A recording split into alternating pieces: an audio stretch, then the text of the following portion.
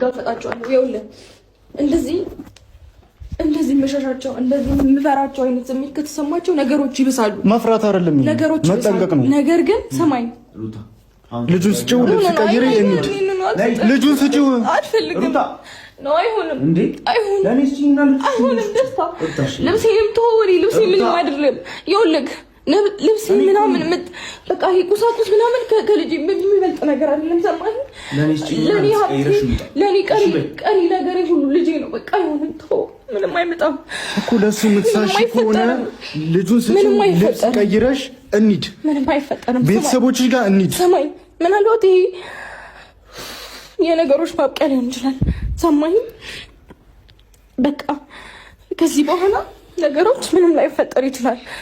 በቃ ማለት በቃሽ ሊሆን ይችላል። ፈረንጁ በእንደዚህ አይነት ነገር የመጣብኝ ሁሉም ነገር ገባ። አዎ እኔ ምንም ነገር አላቀፈኝም፣ ምንም ነገር አላሸነፈኝም። ማንም ከሚያስበው በላይ ጠንክሬ ቆሜ አልፌ አሳይቻቸዋለሁ። ገባ አይደል? አሁን ደግሞ በልጄ ከመጡብኝ ጭራሽ የማይወጡበት ነገር ውስጥ ነው የሚገቡት። ነገሮች ያበቃሉ። ምንም ነገር ያበቃል። ሰማኝ፣ በቃ ይምጡ፣ እንደውም ይምጡ፣ ችግር የለውም ይምጡ። ኖ ይምጡ። አይደለም አይ ከኔ ጋር መጋፈጥ ነው አይደል የሚፈልጉት? ለዛውም በልጄ ኦኬ፣ ሁሉም ነገር ያበቃል። እስከዛሬ በእኔ ስለመጡ እስከዛሬ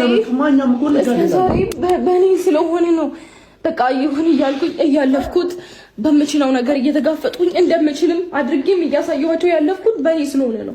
በልጄ ሲሆን ግን አንዲት ነገር አልታገሳቸውም። አንዲት ነገር ያበቃላቸዋል። እውነት ዝም ምን ይመስልሻል?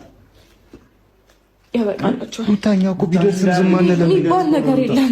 ዝም አንልም እኛም አይደለም። ይኸውልህ እነሱ እንዲህ እንደዚህ በቃ እንደዚህ ልጄን የሆነ ነገር ለማድረግ አስበው በህይወት አይደለም እስር ቤት ምናምን የመንግስትን ምግብ እየበሉ ሁሉ አይኖሩም። ሲጀመር እዚህ ምድር ላይ አይኖሩም። አይገርምህም? ሩታ እስኪደርስ ድረስ እኔ አልጠብቅም። ሩታ ልለምንሽ፣ ቤተሰቦችሽ ጋር ሂጂ። ፈረንጁ በእናትህ ቤተሰቦችሽ ጋር መሄድ አለብሽ። ሩታ እንሂድ።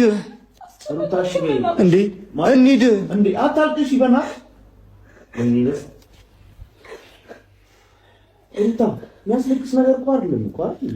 ሩታ እየለመንኩሽ ነው ሩታ የሚደርሰውን ነገር እኛ በደንብ ስለምናውቀው ነው።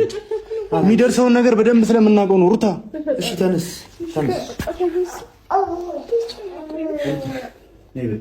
እሺ የሆነ ነገር እናደርጋለን። በቃ እሺ የሆነ ነገር እናደርጋለን። በቃ እሺ በቃ አስጨነቃችሁኝ።